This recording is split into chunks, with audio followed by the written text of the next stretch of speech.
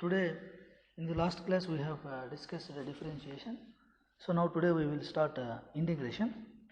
So integration is a mathematical technique to find area under the curve. For example, if you have a function f of x, so I am taking the function here f of x.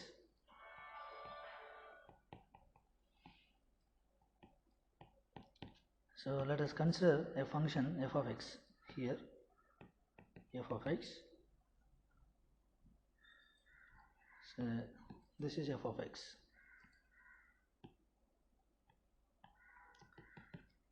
So now f of x, then the function varies as I change x values. So the function looks like this.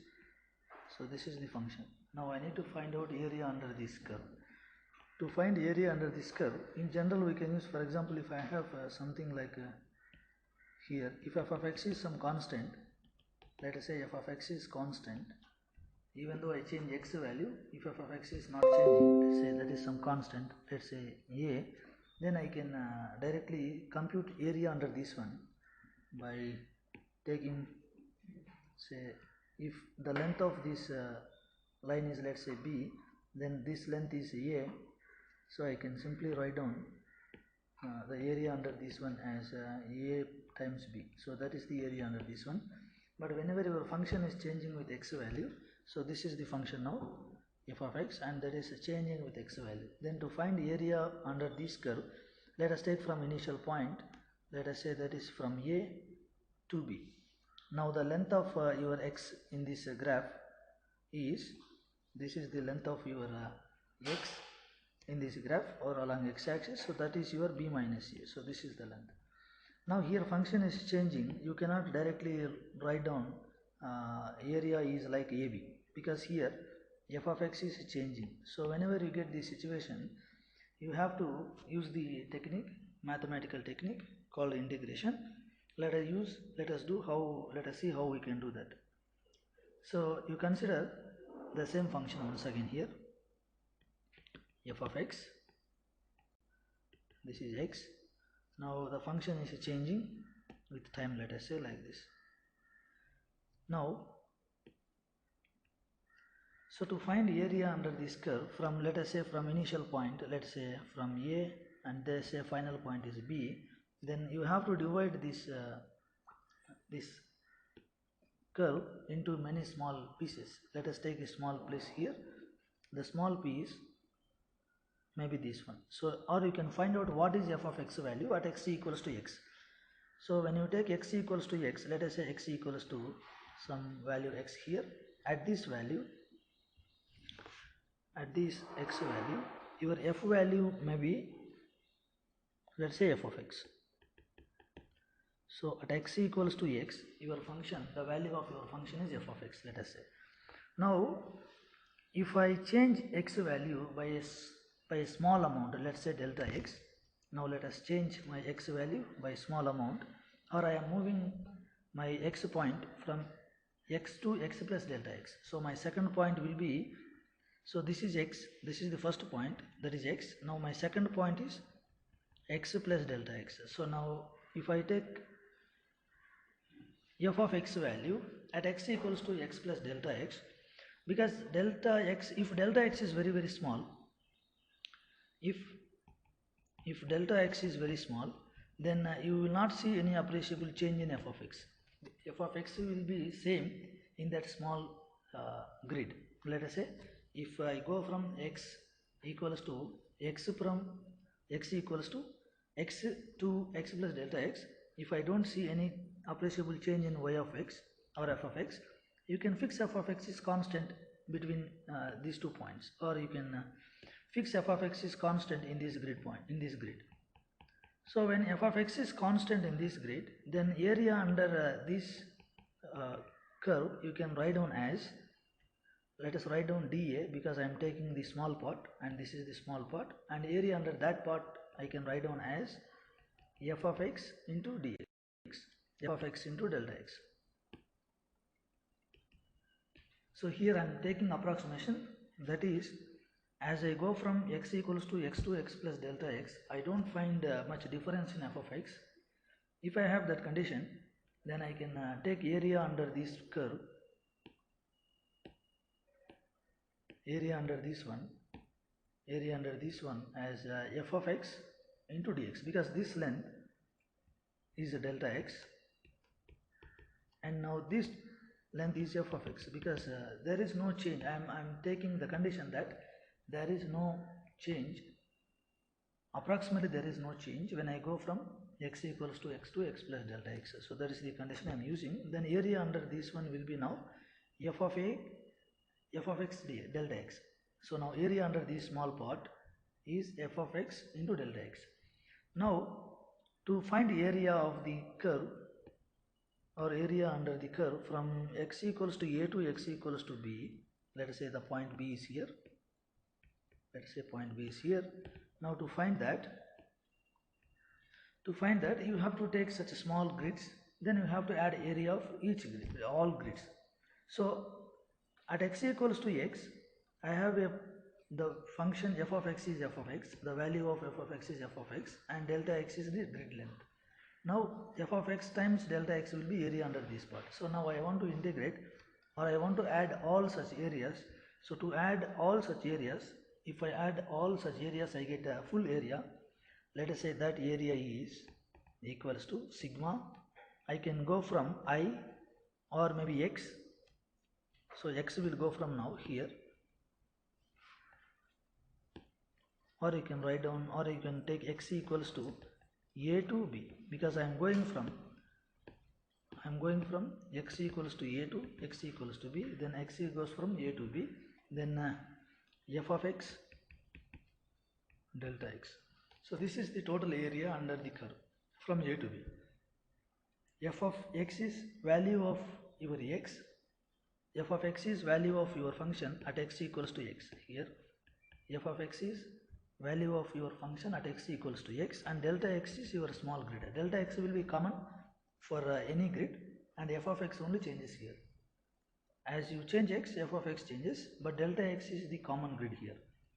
Now a equals to sigma x equals to a from x equals to a to b, f of x delta x. So a is here area. So now if in this case, if I take the limitation here, the limitation is the limit delta extends to 0. So if I take, now let us see here how many grid points we get. First point here. So now size of each grid is delta x. In this case, size of each grid is delta x. That is delta x. Then total length of the line in the x-axis from here to here is b minus a. So if I say b minus a, let us write here. Now total length is b minus a. Now length of each grid is delta x. So now b minus a will be something n times delta x, because delta x is length of each grid and total length of line is b minus a. Then you will have n number of grids, such small grids. In this case, you can write down n equals to b minus a by delta x. So b minus a is some finite number, delta x is a very small grid length here. Now as delta x tends to 0, in this case, as delta x, or if delta extends to 0, as delta extends to 0, n becomes number of grid points becomes very high. So if delta extends to 0, then your n tends to infinity. Practically you cannot see infinity, but it will be more, the number of grid points will be very high as you reduce the grid size. So now in this case, if I take this limitation, that is delta extends to 0 or limit delta extends to 0, when I take this condition, delta extends to 0, then my area becomes, so let us write down limit delta extends to 0, sigma x equals to a to b f of x delta x. So this is what your area. This is what your area under the curve from a to b. So in the language of mathematics, the same thing you can write down as a equals to integral f of x dx. So your integration goes from a to b. So this is what your area. So this integration means it's a mathematical technique to find area under the curve. Now I am having a function f of x. Now I want to find area of this curve from x equals to a to x equals to b. For that I have to divide first whole area into a small areas. Maybe size of each grid may be delta x. Why I am taking delta x here is because if I take delta x is some number, let's say some if it is not tend to 0, if delta x is not tends to 0, then grid size will be very high. When grid size is very high, whenever grid size is very high, then you will find appreciable variation in your function as you go from x equals to x plus delta x. As you reduce the grid size, you will not find much variation as you go from x equals to x equals to x plus delta x. So that is the reason to take such a small grid. Let us see once again the same thing. So now integration, it's a technique, mathematical technique to find area under the curve. If I have a function, let's say f of x, and here f of x changes with x. So this is how f of x is changing with x. So this is how f of x is changing with x. To find area under such curves, you cannot use simply like a times b or something, these equations. You have to use a technique, that is integration technique. For to integrate this one, you have to take first f of x value at x equals to x, let us say. So at x equals to x, your f of x value may be f of x. When you go from here to x equals to x plus delta x, then if delta x is very small, you won't find any variation in f of x, even though you are going from x to x plus delta x. But if delta x is very high, for example, let us take this function f of x versus x.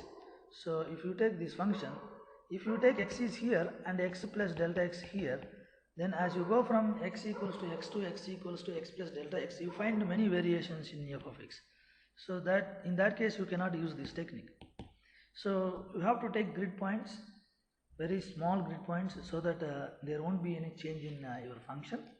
Here let us look at, in this case, as you go from x equals to x plus delta x, you will not find much difference in f of x. When you don't find much difference in f of x, you can find out what is the area of that small part. That area of that small part will be dA equals to f of x delta x. So f of x is the value of function at that point, at x value x, at x value is x, and x you are going from x equals to x plus delta x. So that will be your area under the small element, area under the small or area of this small part. Then to find full area from here to here, then you have to find out such a small areas from x equals to a to x equals to b. Then you have to add all areas. Then you can use a equals to sigma x equals to a from a to b f of x delta x. So now here I am taking the condition that, for example, the length of x-axis in the curve in this curve is because your starting point is a, ending point is b, then length will be b minus a. That b minus a will be n times delta x. Delta x is length of each grid. Now you can write n as b minus a by delta x. As delta x tends to 0, then your n becomes infinity, or n tend to infinity. Delta x tends to infinity, 0. It's not 0. Delta x tends to 0, but it should not be 0. It should be a minimum number. Now when I take limitation here, that limit says delta x tends to 0.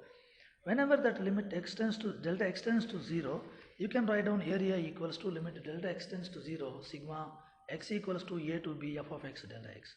So this thing you can write down mathematically, a equals to integral from a to b f of x delta x. So once you find the integration of this function from a to b, you will get area under the curve. Thank you.